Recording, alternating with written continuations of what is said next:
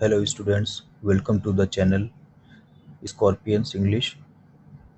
Students, आज की topic है प्री रैफेलाइट एस्थेटिसिज्म एंड डिकाडेंस। प्री रैफेलाइट का टाइम पीरियड 1848 टू 1860 रहा है। स्टूडेंट, प्री रैफेलाइट एक artistic as well as literary movement था। इसके 6 कोर मेंबर्स हैं, जिनमें फर्स्ट हैं डीजी रोजेटी, ये poet as well as painter हैं। सेकंड है विलियम हॉलमन हंट, जो कि एक पेंटर थे। जॉन मिलेस, ये भी पेंटर थे। क्रिस्टीना रोजेटी, ये डिजी रोजेटी की sister as well as a poet दोनों थी। William Morris, poet and artist. A C Swinburne, poet and playwright. ये 6 पोएट और आर्टिस्ट का जो ग्रुप था स्टूडेंट्स, इसी को प्री रैफेलाइट ब्रदरहुड कहते हैं। ये एक लिटरेरी मूवमेंट था। ये प्री रैफेलाइट ब्रदरहुड के जो कोर मेंबर्स थे, इन लोगों ने एकेडमिक स्टाइल की जो पेंटिंग्स थी उसको रिप्लेस किया और simplicity, naturality, truthfulness as well as spirit of devotion को पेंटिंग्स में शामिल किया। जैसा कि राफेल इटालियन पेंटर थे, इनके टाइम की पेंटिंग्स में हुआ करती थी। राफेल का टाइम रहा है 1453 टू 1520। नेक्स्ट बात करते हैं स्टूडेंट्स एस्थेटिसिज्म एंड डिकाडेंस।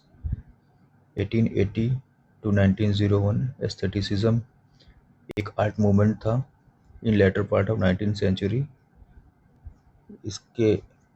इसको कुछ स्टेप्स में जानेंगे। अलेक्जेंडर जी बॉट गार्टनर, ये जर्मन फिलोसोफर थे। इन्होंने एस्थेटिका 1750 में लिखी। अपनी इस राइटिंग में इन्होंने जिक्र किया कि एस्थेटिक ये ग्रीक वर्ड है, और इन्होंने एस्थेटिका में ये सजेस्ट किया और डिक्टेट किया कि सेंसेस जो हैं, ब्यूटी को सेंसेस ही जज करते हैं। Senses signifies the beauty. Then Immanuel Kant, ये जर्मन फिलोसोफर थे। इन्होंने क्रिटिक ऑफ जजमेंट राइटिंग लिखी। अपनी इस राइटिंग में इमैनुअल कांट ने ये बताया कि कौन कौन सी मिस्टेक्स होती हैं जजमेंट करते समय लिटरेचर एंड आर्ट में। इन्होंने ये कहा कि all the beautiful things are not fruitful for all the time.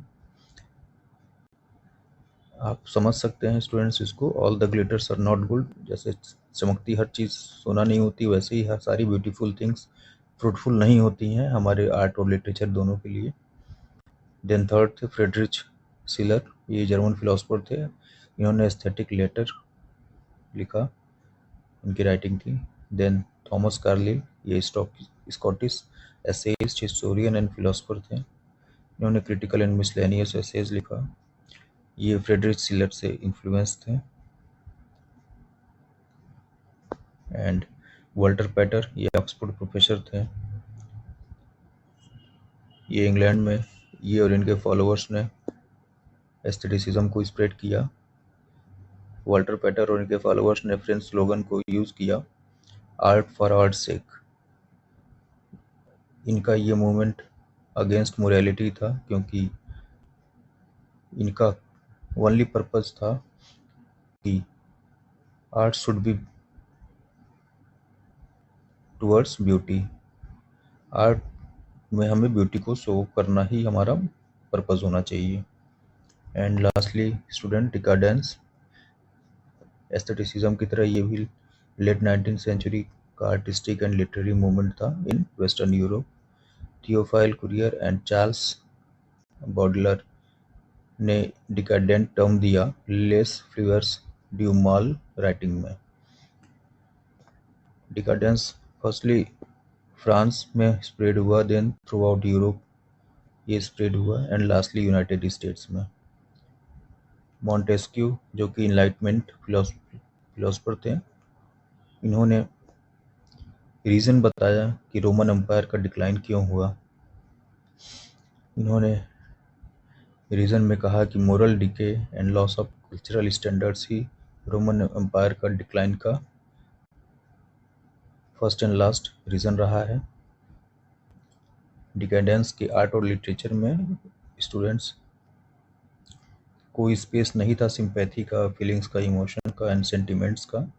उस टाइम के आर्ट और लिटरेचर्स को पढ़ने वाले जो भी रीडर्स थे, जो भी ऑडियंस थी, वे लोग लॉजिक और रीजनिंग के बिहाफ पे जज किया करते थे। सो स्टूडेंट्स, वीडियो अच्छा लगा हो तो प्लीज़ लाइक करें, चैनल को सब्सक्राइब करें एंड शेयर करें। Thank you very much.